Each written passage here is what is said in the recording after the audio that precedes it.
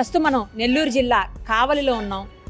ఇక్కడ ఇప్పుడు మీకు నేను ఒక గొప్ప వ్యక్తిని పరిచయం చేస్తాను. ఆయన పేరు డాక్టర్ ప్రభాకర్ నాయుడు గారు. ఏజ్ ఎంతో తెలుసా? 86 years.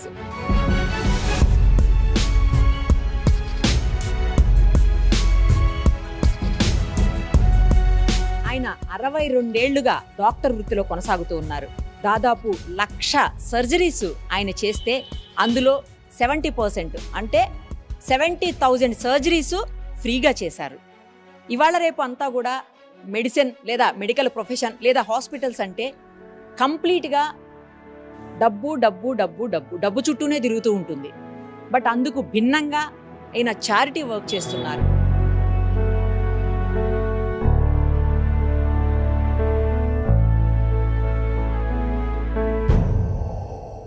ఇంకో విషయం ఏంటంటే ఆయనకున్న 6 మంది పిల్లల్లో 3 మళ్ళీ డాక్టర్సే.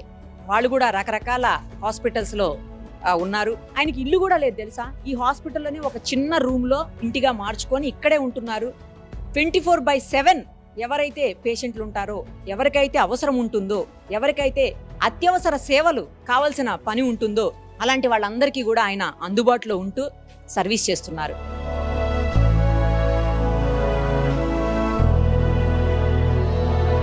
డాక్టర్ గారు మీకు ఎన్నో ఏళ్లుగా పరిచయం ఉంది. ఆయన సర్వీస్ని మీరు కూడా చాలా సందర్భాల్లో తీసుకున్నానని ఇందాక చెప్తున్నారు. సో ఆయన గురించి చెప్పండి. డాక్టర్ ప్రభాకర్ నాయుడు గారితో నాకు 20 సంవత్సరాల నుంచి సంబంధాలు ఉన్నాయి మేడం. నేను నా ఉద్యోగ బాధ్యతలు నిర్వర్తించేటప్పుడు కూడా ఆ మహానుభావుడి యొక్క సహాయ సహకారాలు 2-3 ఆపరేషన్లు కూడా జరిగి నాకు ఆయనే చేశారు. నేను ఇప్పటి వరకు కూడా నేను ప్రశాంతంగా హ్యాపీగా ఉన్నానంటే ఆయన పుణ్యమే మేడం. సేవాభావంతో పనిచేస్తూ ఎంతో పేద బడుగు బలహీన వర్గాల ప్రజలకు సహాయకారిగా ఉంటున్నారు. కావల్లో 134 మెడికల్ క్యాంపులు, ఉచిత మెడికల్ క్యాంపులు పెట్టారు మేడం.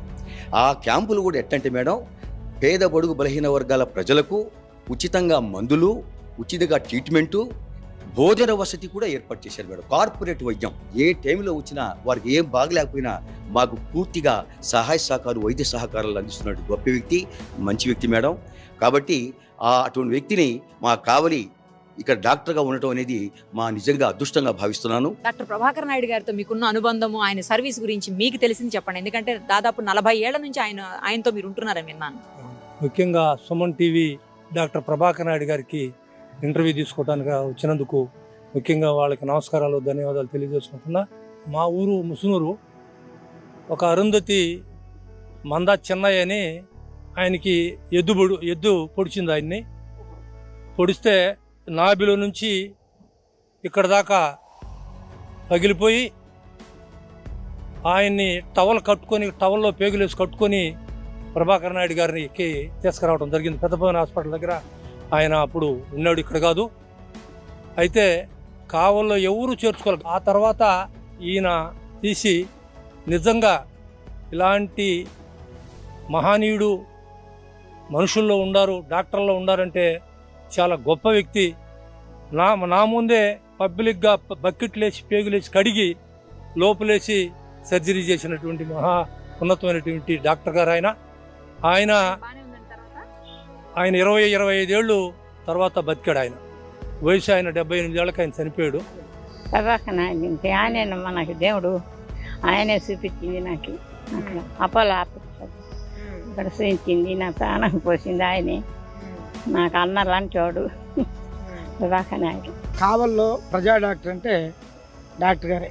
ఆయనకి డబ్బులున్నా డబ్బులు లేకపోయినా ఏ రూపంలో అయినా కానీ ఆయన వాళ్ళని సేవ్ చేసి పంపించే దాంట్లో నెంబర్ 1 డాక్టర్. టెక్నాలజీ ఈ లేని రోజుల్లోనే మనిషి గుణగణాలని, మనిషి యొక్క ఆహారం, వాడు తీసుకునే శరీర పరిస్థితులు, వాడికి ఉండే బాధలను చూసి ఈ జబ్బు అని చెప్తే అది చెన్నై పోయినా అదే ఉంటుంది జబ్బు, హైదరాబాద్ పోయినా, బెంగళూరు పోయినా, ఎక్కడికి పోయినా కానీ అదే జబ్బు ఉంటుంది. జబ్బులో పెద్ద మార్పే ఉండదు.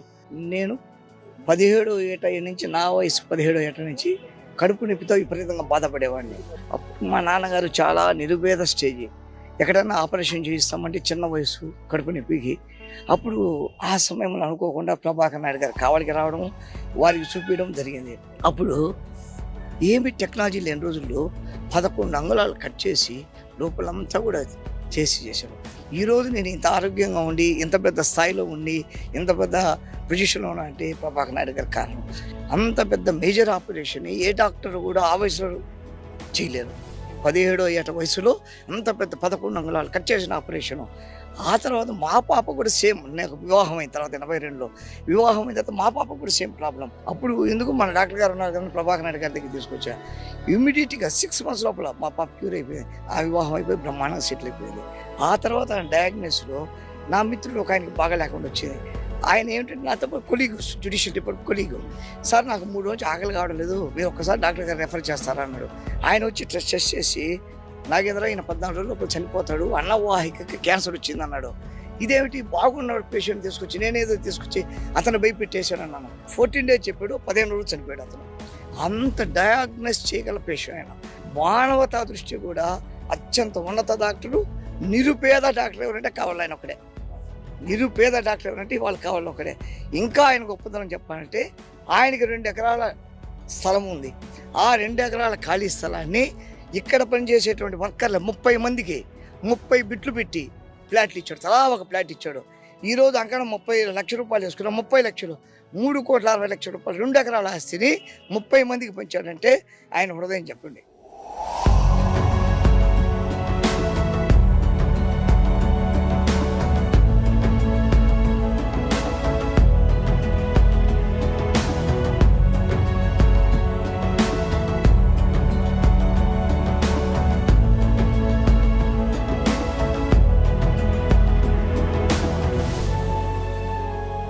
కోవిడ్ టైంలో ఎస్పెషల్లీ మొత్తం నెల్లూరు కావలి చుట్టుపక్కలంతా కూడా ఆయన ఒక్కరే హాస్పిటల్లో కూర్చొని పేషెంట్స్ని అటెండ్ చేశారంట. ఆయనకి 2 సార్లు కరోనా వచ్చినా కూడా ఆయన ఇదే హాస్పిటల్లో కూర్చొని పేషెంట్లకు సర్వీస్ అందిస్తూనే ఉన్నారంట. ఇదిగో ఇప్పుడు మనం చూస్తున్నటువంటి ఈ రూమే చూడండి, నిజంగానే కదా, మానవ సేవే మాధవ సేవ.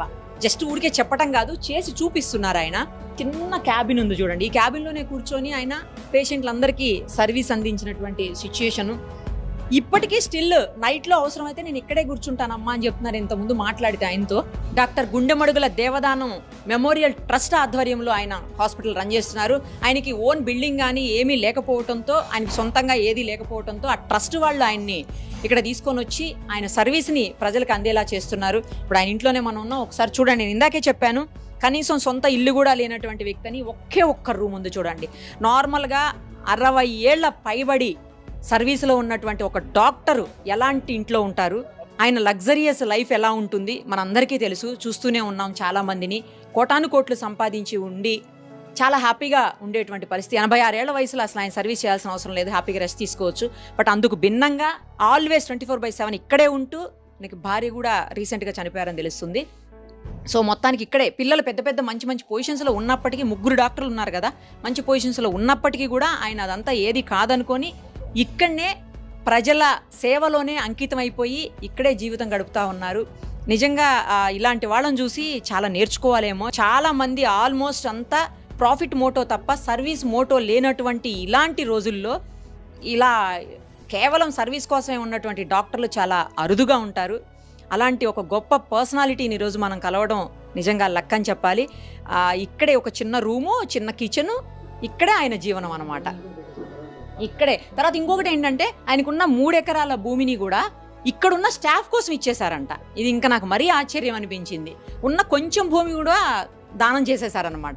ఇంకేం లేదు, ఈ ప్రజల కోసం, ఇక్కడ ఉన్నటువంటి పేషెంట్ల కోసం, ఇక్కడ జనం కోసం మాత్రమే ఆయన బ్రతుకుతున్నారు. ఒకసారి ఆయన ఇంటర్వ్యూ చేద్దాము. అలాంటి వాళ్ళు ఇంటర్వ్యూ చేయటం కూడా లక్ అని చెప్పాలి. రండి సార్. నమస్తే అండి సార్. మీకు first of all hats off to you sir. ఇన్నేళ్లగా వైద్య వృత్తిలో కొనసాగుతూ వీలైనంత ఎక్కువ మందికి ఫ్రీ సర్వీస్ చేస్తూ ఇవాళ ఇక్కడ ఎవరు చూసినా కూడా మీరు దేవుడు దేవుడు దేవుడు అని చెప్తున్నారు. నిజంగానే అందరి పాలిట దేవుడు అయినట్టున్నారు సార్. నార్మల్గా చెప్తా ఉంటారు సార్, ధన్వంతరి వారసులం భూమిలో నా దేవతలం అని. ఈ భూమి మీద మనుషుల ప్రాణాలు కాపాడగలిగిన శక్తి కేవలం మీకు మాత్రమే ఉంది, డాక్టర్స్కి మాత్రమే ఉంది. అలాంటి గొప్ప అరుదైన వృత్తిలో మీరు ఉన్నారు. ఉండి దాన్ని ప్రజలకు ఉపయోగపడేలాగా సద్వినియోగం చేస్తున్నారు. దానికి ఇంకొకసారి హ్యాట్స్ ఆఫ్ సార్ మీకు. అనుకోకుండా వచ్చారా వైద్య వృత్తిలోకి, కావాలనుకొని వచ్చారా? కావాలనుకోను. ఓకే. ఎందుకంటే నేను ఒక బీద కుటుంబంలో, మా నాన్న బేల్దార్ మిస్త్రి, నాది రాయలసీమ, అనంతపురం జిల్లా ధర్మవరం. ఓకే. మేము 8 మంది కుటుంబం. నేను పెద్దవాడిని అందరికంటే. మా నాన్నగారు ఈ local fund dispensaries, district boards వాటివన్నీ సున్నాలు కొట్టేది, పెయింట్లు వేసే కాంట్రాక్ట్ తీసుకునేవాళ్ళు. ఆయనతో నన్ను తీసుకెళ్ళేవారు. అప్పుడు నేను మా ఊళ్ళో లోకల్ ఫండ్ డిస్పెన్సరీకి వెళ్ళినప్పుడు అక్కడ డాక్టర్లు పేషెంట్స్ని ట్రీట్ చేయడం చూశాను. వాళ్ళు పడే బాధలు, కొంతమంది ఆర్థిక స్తోమత లేక వైద్యానికి నోచుకోలేక చాలామంది చనిపోవడం కూడా నేను చూశాను. నేను స్కూల్లోనే కొన్ని సోషల్ సర్వీస్ యాక్టివిటీస్ కూడా చేసేవాడిని. అప్పుడు అనిపించింది నాకు, ఒక డాక్టర్ అయితే మానవ సేవ ఎంతో చేయొచ్చును, ఎంతోమంది ప్రాణాలను కాపాడాలి, ఒక సర్జన్ కావాలని ఆ రోజు నాకు కోరిక కలిగింది. ఆ కోరికతోనే నేను భగవంతుని దయతో ఒక మెరిట్ స్టూడెంట్గా వచ్చాను. ఇంటర్మీడియట్ అనంతపురం, అప్పుడు ceded district arts college, okay. 1953 to 55 అక్కడ ఇంటర్మీడియట్ చేశాను. 55 నుంచి 60 దాకా ఆంధ్ర మెడికల్ కాలేజ్ వైజాగ్లో చదివాను. ఆ సమయంలో మా తండ్రి గారు కొంచెం సుస్తు రోగగ్రస్తులు కావడం, ఆయన సీరియస్ అయిపోతే నా కుటుంబ బాధ్యత అంతా నా మీద పడింది. సో నేను అప్పుడే ఎంఎస్ చేయలేకపోయాను.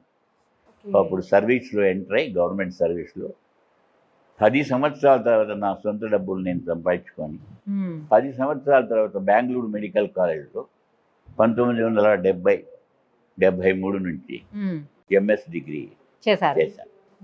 ఈ 10 సంవత్సరాల కాలంలోనే గురువు నాకు లభించాడు, డాక్టర్ రాఘవ్లోని. తర్వాత దైవానుగ్రహం, ఆయన నాకు వియ్యంకుడుగా కూడా మారాడు. ఆయన మా గురువు. అప్పటికే ఎంఎస్ ఫెయిల్డ్. ఆదోని అనే ఒక ఊరిలో ఆయన దగ్గరికి వెళ్ళి నేను జనరల్ సర్జరీని పికప్ చేశాను ఆయన దగ్గర. ఆయనకి ఎంత సర్జరీ వచ్చో అంత సర్జరీ నాకు నేర్పించాడు. నేను తాలూకా లెవెల్స్లో బనగానపల్లి, ఆదోని ఇలాంటి ఊర్లలో తాలూకా లెవెల్లోనే ఆ కాలంలోనే బాగా మేజర్ సర్జరీస్ అంతా చేసేవాడిని. ముఖ్యంగా కుటుంబ నియంత్రణ ఆపరేషన్స్, 5,000 ట్యూబెక్టమీలు, 10,000 బ్యాక్సెక్టమీలు చేశాను ఆ 10 సంవత్సరాల కాలంలో. అందుకు గాను ఆనాడే నాకు సెంట్రల్ గవర్నమెంట్ వాళ్ళు స్పెషల్ డ్రైవ్ ఉండింది ఆ కాలంలో కుటుంబ నియంత్రణ మీద. నాకు ఫ్యామిలీ స్కాలర్షిప్ శాంక్షన్ చేశారు. ఆ స్కాలర్షిప్ నాకు ఎంఎస్లో ఇచ్చారు, 250 రూపాయలు పర్ మంత్, 1972. అప్పుడే నాకు ఫస్ట్ రికగ్నిషన్ లభించింది గవర్నమెంట్తో. అంతకుముందే 1972లో గవర్నమెంట్ వారు, ఆంధ్రప్రదేశ్ వారు మెరిటోరియస్ సర్వీసెస్ గుర్తించి ఒక మెరిట్ సర్టిఫికేట్ అవార్డు చేయడం కూడా జరిగింది. 1972లోనే ఏపీ గవర్నమెంట్ వాడు. తర్వాత ఎన్నో నేను కుటుంబ నియంత్రణ ఆపరేషన్లు చేసి రికగ్నిషన్ పొందాను కాబట్టి ప్రతి ఒక్క ఇండిపెండెన్స్ డేకి నాకు కలెక్టర్ గారి తరఫున, మిగతా వాళ్ళ తరఫున ప్రోత్సాహం లభించింది. మెరిట్ సర్టిఫికేట్స్ కూడా లభించాయి. అవార్డులు, రివార్డులు వచ్చాయి. మరి నా సర్వీసెస్ నేను గవర్నమెంట్ హెడ్ క్వార్టర్స్ హాస్పిటల్ నెల్లూరులో ఉన్నప్పుడు శ్రీ వెంకయ్య నాయుడు గారు, ది దెన్ వైస్ ప్రెసిడెంట్, అప్పుడు ఆయన ఎమ్మెల్యే ఆఫ్ ఉదయగిరి, ఇక్కడ ఉదయగిరి నియోజకవర్గం ఎమ్మెల్యేగా ఉన్నాడు. ప్రత్యేకంగా నన్ను ఈ ఊరికి నేను ఒక సర్జను, ఈ ప్రాంత ప్రజలకు ఉపయోగపడతాననే ఉద్దేశంతో నన్ను ఇక్కడ పోస్ట్ చేయడం జరిగింది. ఈ ఊరు వచ్చిన తర్వాత నేను 1980లో వచ్చాను కావలికి. 87 వరకు దాదాపు 60,000 ఆపరేషన్స్ చేశాను. రోజుకు 20 గంటలు పనిచేసేవాడిని, both minor and major operations. నాకు ఎవరు డబ్బులు ఇచ్చారో, ఎవరు ఇవ్వలేదు, ఎవరు ఇవ్వకున్నా కానీ నేనేమి వాళ్ళకు సరి అయిన సమయంలో ఆపరేషన్స్ చేసి నేను ఎంతోమంది ప్రాణాలను కాపాడాను. ఒక జనరల్ సర్జన్గా నాకు బాగా గుర్తింపు వచ్చింది ఈ ఊళ్ళో. అదే నేపథ్యంలో నన్ను 87లో ఎన్టీఆర్ గారు పిలిచి నాకు ఇక్కడ ఎమ్మెల్యే టికెట్ కూడా వచ్చారు. ఎమ్మెల్యే టికెట్ ఇచ్చారు, నాకు వాలంటరీ రిటైర్మెంట్ ఇచ్చారు.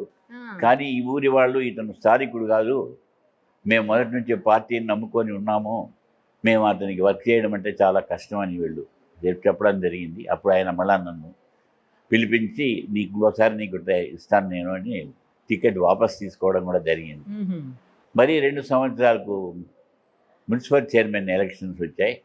వాడు నాకు టికెట్ ఇవ్వకుండా పోయిన దానికి వాళ్ళు ఈ సీటు పోగొట్టుకున్నారు, ఓడిపోయారు ఈ సీటు. అప్పుడు ఆయన 2/3 మెజారిటీతో చీఫ్ మినిస్టర్ అయినారు, అయినా ఈ ఊళ్ళో ఓడిపోయారు వేరే క్యాండిడేట్ వీక్ అయిపోయినాక. సో మళ్ళా 87లో నన్ను పిలిచి నువ్వు చైర్మన్గా నిలబడాలన్నారు. నాకు వద్దంటే లేదు, నువ్వు స్థానికుడు కాదు, ఏది గెలవరు అంటున్నారు అందరూ అక్కడ వాళ్ళు, నువ్వు గెలిచి చూపించన్నాడు. అది డైరెక్ట్ ఎలక్షన్, ప్రత్యక్ష ఎలక్షన్. అవును. అంటే ఒక ఓటు Hmm. చైర్మన్కి వేస్తారు, ఒక Correct, ఓటు correct. వేస్తారు. ఆ ఎలక్షన్లో కాంగ్రెస్ వాళ్లకు అత్యధిక సీట్లు వచ్చినాయి కౌన్సిలర్స్గా, కానీ క్రాస్ ఓటింగ్లో 5,000 మెజార్టీతో నేను చైర్మన్గా గెలిచారు మీరు. గెలిచాను. ఓ. 87 నుంచి 92 దాకా ఇక్కడ నేను మున్సిపల్ చైర్మన్గా అప్పుడు కూడా మీరు ఈ సర్వీస్ కంటిన్యూ సర్వీస్ చేశారు. కంటిన్యూ చేస్తూనే ఉన్నాను. అప్పుడు ప్రజా వైద్యశాల అని ఒక వైద్యశాలను ఈ ఊర్లో పెద్దపవన్ రోడ్డు దగ్గర స్టార్ట్ చేసి ప్రజలకు రాజకీయంగాను నా వైద్య వృత్తిలో రెండింటిలోనూ మీరు పొలిటికల్ గా ఉన్నారు, డాక్టర్ గా ఉన్నారు, 2 వృత్తుల్లో ఉండి కూడా రూపాయి సంపాదన లేకుండా ఇక్కడ హాస్పిటల్ ఒక చిన్న రూమ్ లో ఉంటున్నారు సార్. స్థిరాస్తుల మీద వీటి మీద నాకు ఇంట్రెస్ట్ లేదు మేడం.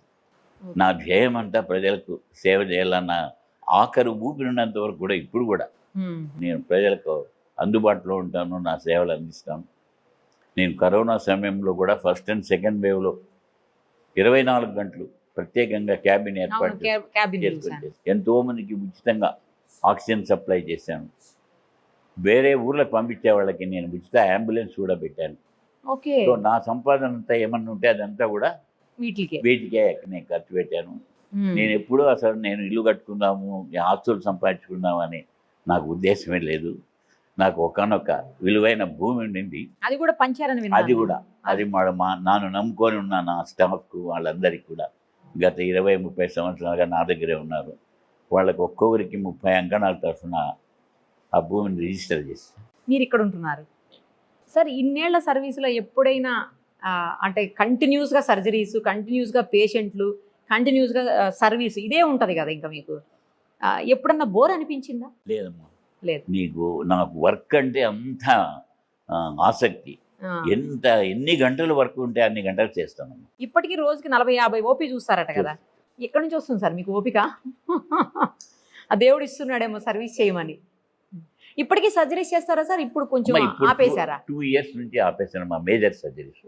ఓన్లీ మైనర్ చేస్తారా ఏదన్నా? మైనర్ అంటే ఎక్కువసేపు నిలబడడం అదంతా ఇబ్బంది. ఎక్కువసేపు నిలబడలేకపోతున్నాను కాబట్టి ఓన్లీ మైనర్ సర్జరీస్, సూచరింగ్స్, చిన్న అవైతే చేస్తారు ఇప్పుడు? అవన్నీ చేస్తాను ఇప్పుడు కూడా చేస్తాను. నాకు థియేటర్, పక్కా థియేటర్ ఉంది. I am also trained in laparoscopy in Apollo hospitals Hyderabad. 93లోనే నేను ట్రైన్ అయ్యాను. ఈ ఊరికి ప్రప్రథమంగా అల్ట్రాసౌండ్ ఇచ్చింది నేనే. ప్రప్రథమంగా లాప్రోస్కోపిక్ సర్జరీ స్టార్ట్ చేసి జనాల్లో అపోహలు పోగొట్టాను. డిష్ ద్వారా తెలివైజ్ చేశాను. పెద్ద పెద్ద స్పెషలిస్ట్ అంతా చెన్నై నుంచి అక్కడి నుంచి పెట్టుకొచ్చాను. ప్రప్రథమంగా సూపర్ స్పెషలిస్ట్ సర్వీసెస్ను కావలి ప్రాంత ప్రజలకు అందించిన వాడు నేనే. ఇప్పుడు కూడా నా ప్యానల్ ఉంది. ప్రతి నెల న్యూరాలజిస్టు, కార్డియాలజిస్టులు, గ్యాస్ట్రాంట్రాలజిస్టులు, డెర్మటాలజిస్టులు వీళ్ళంతా కూడా వస్తారు. మీలాంటి వాళ్ళకి ఎన్ని పెద్ద అవార్డు ఇచ్చినా, ఇప్పటికే మీకు చాలా అవార్డులు రివార్డులు ఉన్నాయి అనుకోండి, ఎంత పెద్ద అవార్డ్స్ ఇచ్చినా కూడా తక్కువే సార్ మీలాంటి వాళ్ళకు. అంటే జస్ట్ ఎంకరేజ్మెంట్, మీకు కావాల్సింది అవే, ఇంక డబ్బులు అవసరం లేదు. ఐఎంఏ వాళ్ళు కూడా నేషనల్ లెవెల్లో గుర్తించి 2017లో బాంబేలో నాకు community services award for individuals అని నాకు ఇవ్వడం కూడా జరిగింది. మరి మా లోకల్ డాక్టర్స్ అంతా కూడా నా సర్వీసెస్ గుర్తించి ఇక్కడ ఐఎంఏ హాల్ను నా పేరు పెట్టారు. గ్రేట్ సార్, అసలు మీరు చాలా. అండ్ నా 75th బర్త్డే అప్పుడు సివిక్ రిసెప్షన్ ఇక్కడ ఇచ్చారు కావలి ప్రజలు. All parties, all employees including ఇచ్చారు. ఎవరికి ఇంతవరకు కావలిలో అలాంటి గౌరవం లభించలేదు. 75th ఒక బుక్లెట్ కూడా నా వదిలేరు, అది మీకు కూడా చూపిస్తాను. తప్పకుండా తప్పకుండా. అండ్ ఈ ఊళ్ళో దాదాపు 125 సంస్థలు, సేవా సంస్థలు ఉంటే దాదాపు పరిసర ప్రాంతాల్లో వాళ్ళందరూ కూడా నా సేవలను గుర్తించి కేంద్ర ప్రభుత్వానికి నాకు పద్మశ్రీ అవార్డు ఇవ్వాలని కూడా వాళ్ళు రికమెండ్ చేయడం జరిగింది. నిజంగానే మీరు దానికి అర్హులు sir. You deserve it actually. మరి ఏమవుతుందో చూడాలి. వాళ్ళు కూడా రికమెండ్ చేశారు సార్. యాక్చువల్లీ మీరు నాకు తెలిసి 1,00,000 సర్జరీస్ అంటే ఇంకా 2-3 లక్షల మంది పేషెంట్లను చూసారేమో మీ లైఫ్లో. చూసిందా సర్వీస్? నేను గవర్నమెంట్ హాస్పిటల్లో 80 to 87 ఉన్నప్పుడు ప్రతిరోజు 500 ఓపీ పేషెంట్ చూసేవాడు. మార్నింగ్ 8 నుంచి ఈవినింగ్ 4 దాకా. 4 నుంచి సర్జరీ స్టార్ట్ అయితే తెల్లవారుజామున 4 దాకా చేసేవాడు. నాకు ఒక అలవాటు ఉంది, ఇన్ బిట్వీన్ నిద్రపోతాను అంతే. కంటిన్యూస్ స్లీప్ ఎప్పుడు more than 2 or 3 hours ఉండదు. నాకు అలవాటు, అది అలవాటు. ఇన్ బిట్వీన్ ఒక న్యాప్ తీసుకుంటాను. ఇప్పటికి అదే ఇప్పుడు పరిస్థితి. కూడా ఇప్పుడు కూడా మరి మామూలుగా 8 hours కనీసం ఉంది మినిమం మా ఎందుకో స్లీప్ నాకు. లేకపోతే ప్రాబ్లం అవుతుంది, హెల్త్ ఇష్యూస్ వస్తాయి, అది ఇదని మళ్ళీ మీ డాక్టర్సే చెప్తారు. ఏం లేదమ్మా, ఇప్పటి వరకు ఏం ఇష్యూ లేదు. I'm doing my job. Maybe God blessing you, glad blessing. Always you blessed నిజానికి. So Great, sir. 26 సంవత్సరం గవర్నమెంట్ సర్వీస్ చేశాను.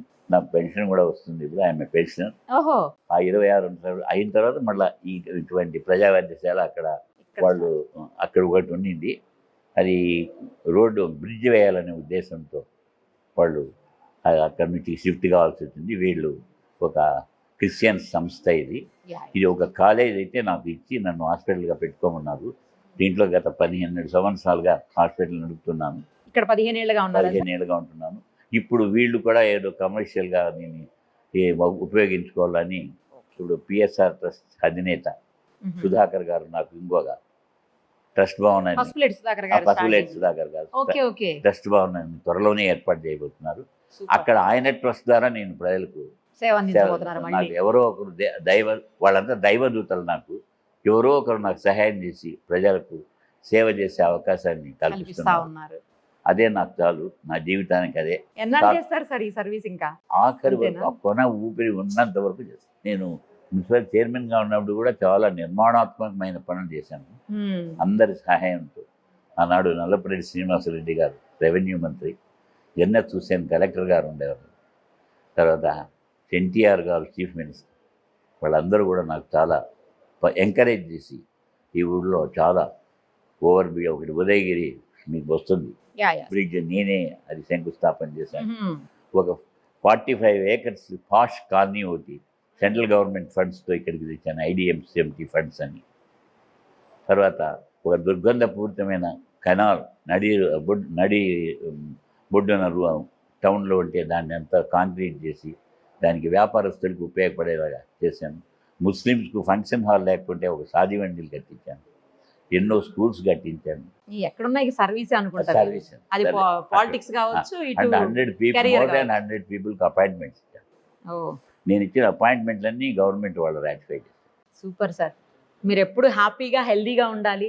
చాలా మంది పేద రోగులకి మరింత సర్వీస్ని మీరు అనుకుంటున్నట్టు చివరి క్షణం వరకు కూడా అందించాలని, మీకు ఆ రకమైనటువంటి శక్తిని, అలాగే ధైర్యాన్ని, అలాగే ఆరోగ్యాన్ని అన్నిటినీ దేవుడు మీకు ఇవ్వాలని మనస్ఫూర్తిగా కోరుకుంటూ థ్యాంక్ యూ సార్.